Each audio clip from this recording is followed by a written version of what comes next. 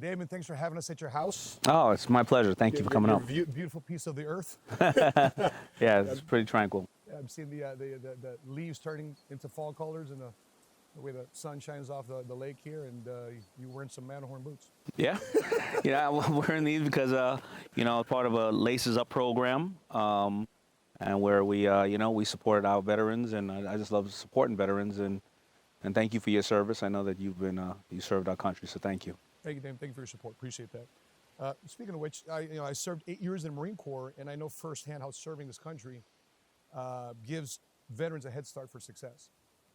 So I've heard you say that veterans have some built-in strengths. For example, they make tough decisions. They know how to work with inside a team. And I'm wondering, do you think that others in the business community understand what veterans are capable of actually doing? I don't think so. Unless you're a veteran, I don't think so. I once heard somebody say, it was another business person, I don't want to mention their name, but I remember them saying in front of a group of veterans, we were speaking to someone, they said, don't get it twisted, business is like war. And I said, I don't think you understand what the good men and women of our country do. It is nothing like war, right? I don't think people have the slightest idea of the value that a veteran has. So in spite of that, what do you think veterans should prepare for? What challenges should they anticipate in their transition from military service into the business world? I think the veterans should own who they are. Unfortunately, some have told me that they don't want to say that they were a veteran because this preconceived notion of maybe challenges they may have instead of the preconceived notion of the skill sets they have. So own who you are, because, I walked in a room and I was dyslexic, African-American, got left back in school. And I'm not going to say any of those were a disadvantage. If you didn't see value in the things that I didn't know how to do, then you lost out on that. I think that also they should really tap into those resources. They have a vast amount of resources in a community that understands who they are, and a highly trained amount of people around that they can tap into to bring those resources to whatever they're doing or whatever position or whatever they're trying to accomplish. And last but not least, also understand what's in it for them too in the transactional world of business, because veterans have always been on our front lines, not caring about themselves but caring about everybody else. I think they need to be a little selfish, and that's what needs to happen in business so you can be successful and bring more people up the ladder and employ more people. Now, Daymond, I remember in the Marine Corps, I was always broke. I was not having any money. I was getting paid $850 every 2 weeks. Yeah. And I remember Marines would had side hustles. Mm-hmm. One was cutting hair on the side. The other one was fixing cars. Right. So they had some side businesses going. So do you think, even with somebody working a full-time job, they're going to school on a full-time basis, do you think it's wise for them to have a side business on the side? 120%. Okay. There's a saying, your day job will never make you rich. It'll be your homework. And I worked at Red Lobster for 5 years, keeping the lights on in the house. And I needed Church's that. Chicken. Yeah, I worked at Church's Fried Chicken. I worked at Red Lobster. I worked at the popcorn stand, and I did that to keep the lights on and pay the bills. But then my side hustle was always something else, and one of my side hustles was this company called FUBU that I was doing, and I enjoyed doing it. I knew the sacrifice of that. Maybe I wasn't going to hang out as much. Maybe I wasn't going to have as many girlfriends. But that gave me freedom, freedom to make my own decisions and then to empower other people.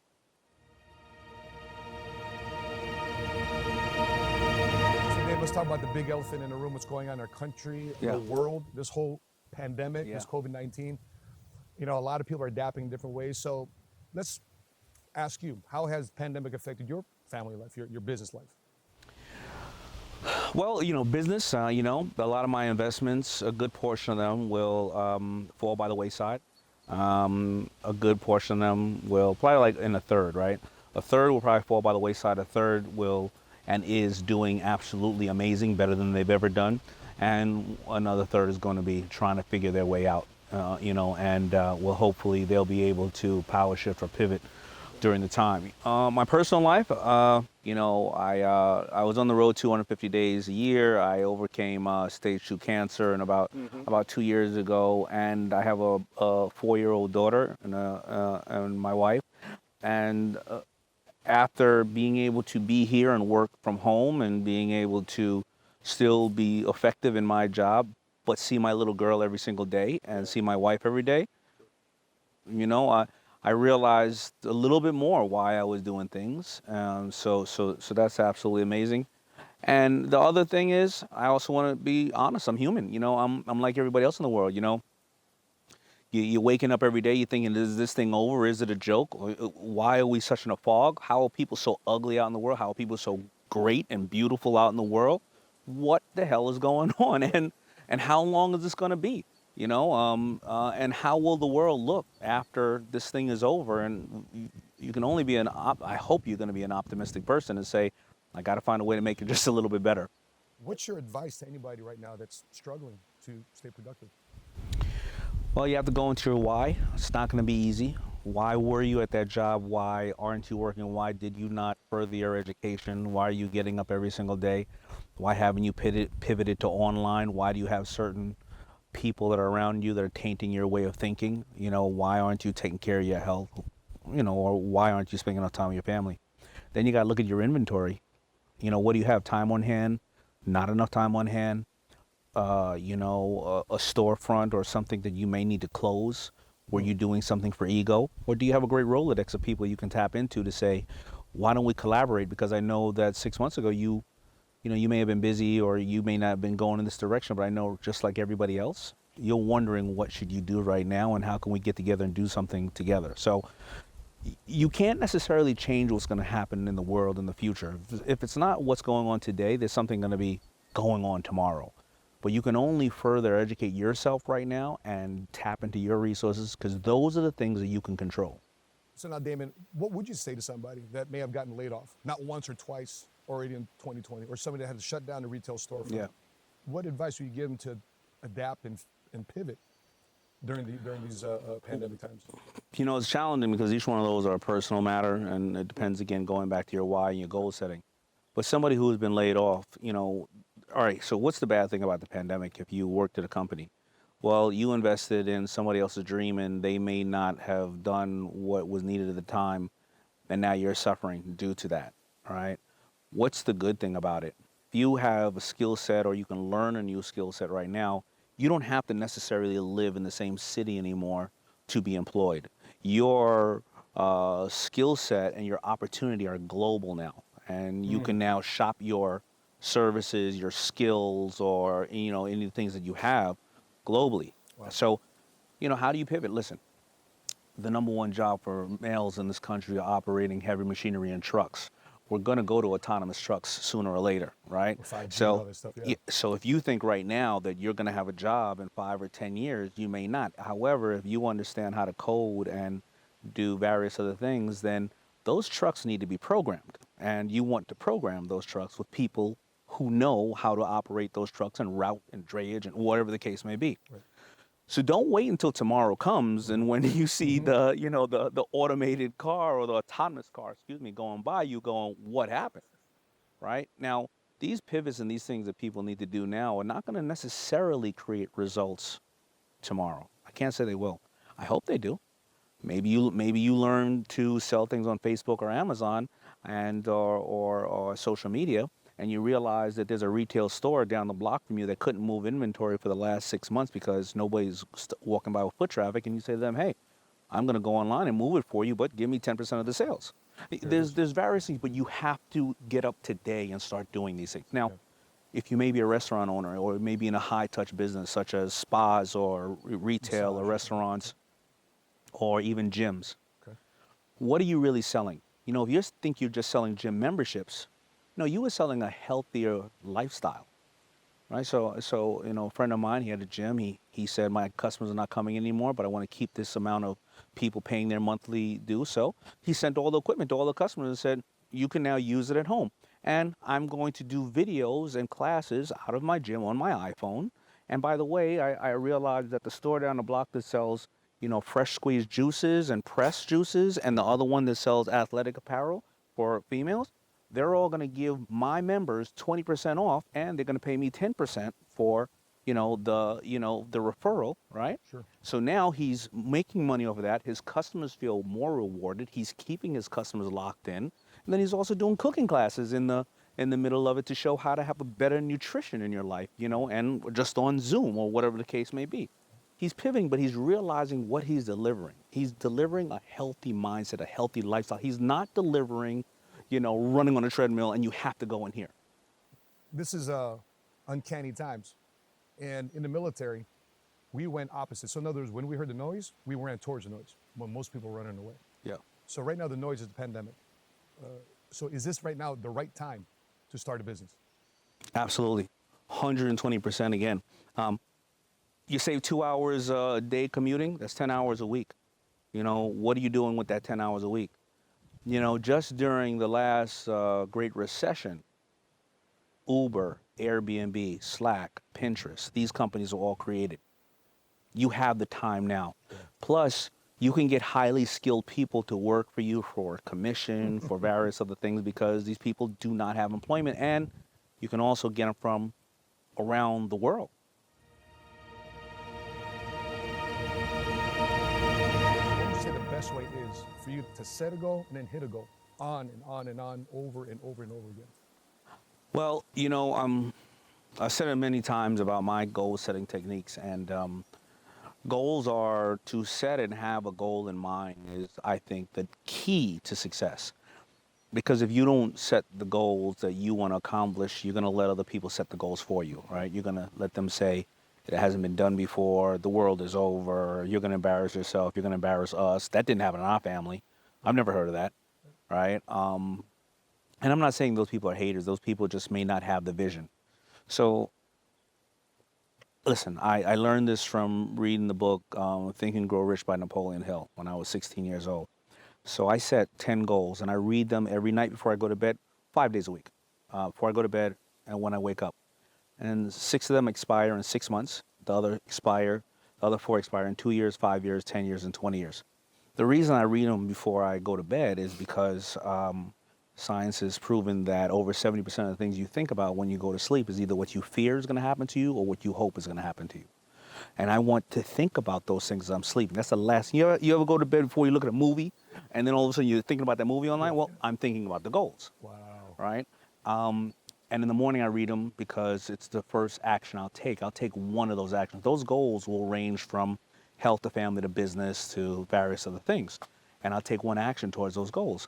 I never hit my 6-month goals because I set them so high.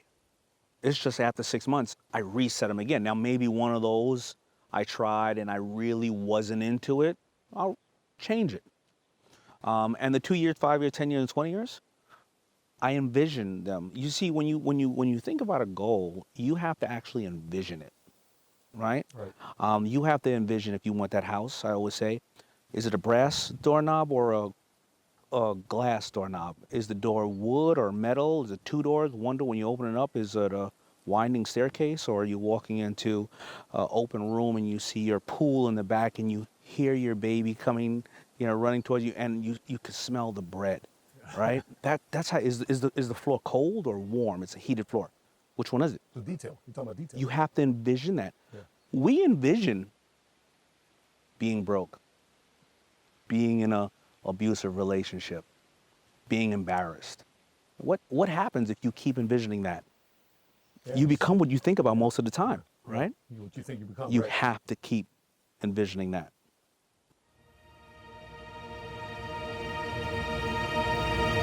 As a successful entrepreneur, everybody knows you need to put in the hours. So, Daymond, what's a typical work day now for you in the pandemic?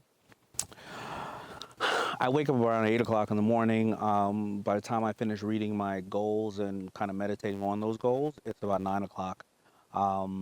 Then I don't look at any social media or emails, because for the first hour, you look at social media, everybody's skinnier, sexier than you, right? And no, they're all just as screwed up as you, but they're just saying that. And then if you look at emails, you're allowing people's problems in your life. right? You're not even listening to your own wife's problems or your own problems. You're allowing everybody else's problems into your life. So for the first hour, I don't do that. So after 9 o'clock, I go and I try to have breakfast with my daughter and my wife, and then I try to put in a little bit of calisthenics if I could to try to get my adrenaline running. And then right around 9:30, 10 o'clock, I start, moving on to whatever I'm doing, whether I'm doing interviews or calls or whatever the case is. Anywhere between 2 to 4, I'll take an hour walk if I can, and then I'll go back to work from 5 to 6 or 7. Then I'll have dinner with my daughter or my child, or out here with my friends and them. Then I'll watch some form of news between 8 to 9, put my daughter to bed at 9:30. Work out for a little while around 10 to 11, do some weight training around that time so I get exhausted, and then answer a couple more emails from 11 till 12 to 12:30, and then go back and read my goals from 12:30 to 1:30. So Daymond, was your work day different pre-pandemic? What about at the beginning of FUBU, at the beginning of your career, 89, 92? Somewhere is it completely different? It was completely different. Well, but you know what? I'm not even going to say completely different. It was the work I was putting in wasn't on an email. It was on a sewing machine, or it was on, it was in a car, or whatever the case is. So very similar, except for I would only sleep 3 hours for 3 hours a night for 5 years, because I was either at Red Lobster or doing FUBU. Period. That was it. So where did you get your work ethic from? What observations of people grinding and working it? I got my work ethic from my parents, because so they divorced when I was about 10, but every day, they were always working, whether they worked at a job or then they came home, and then my father was building something at the house, and then my mother was going to a flea market or trying to sew clothes for us, something like that. So yeah, it's a typical example of leading by example, You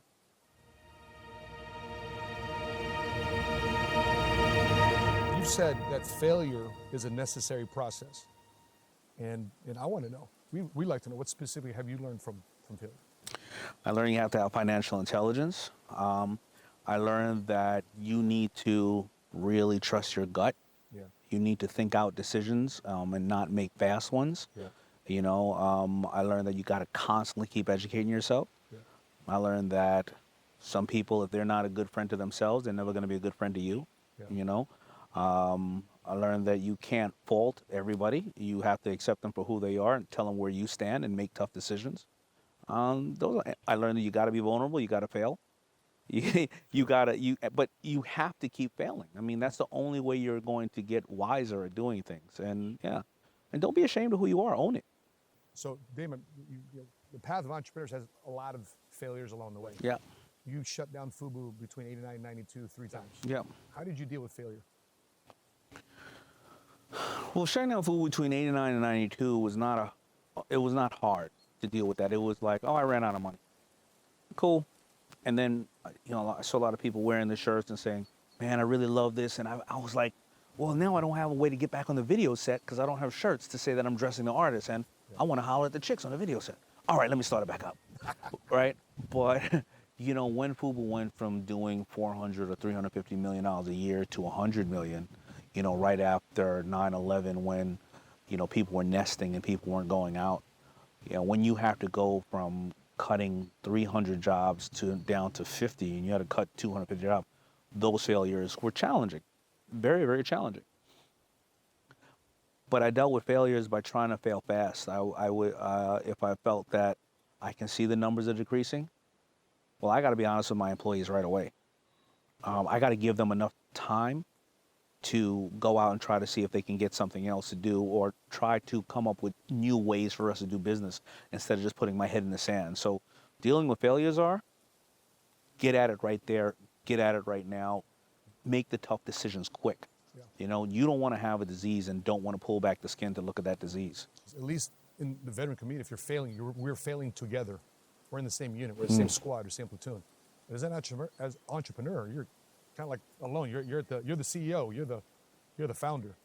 Yeah, and what you see is a big challenge, just like in the veteran community. In the entrepreneurial community, there's a lot of mental health issues because of that, because you have no way to talk to, right? You can't tell your employees, that if you don't get this one account next month, everybody's gone. Right. I mean, you want to walk in the office and see the boss like this, you're gonna be like, let me get my resume. polished up, right? I gotta Give go. me some tissue. I gotta go, right? Yeah. Your employees have to be able to depend on you to tell you their problems because Right. you need to be there for them because whether you can answer it financially or time-wise or give them different things that can help them.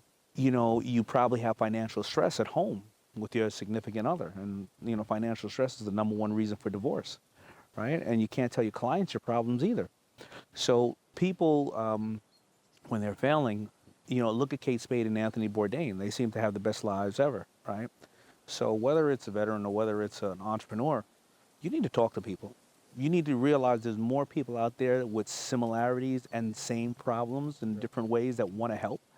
And that's how you deal with stress. Getting it off your chest with people that you can respect and they can give you some real criticism and or just a damn shoulder to cry on.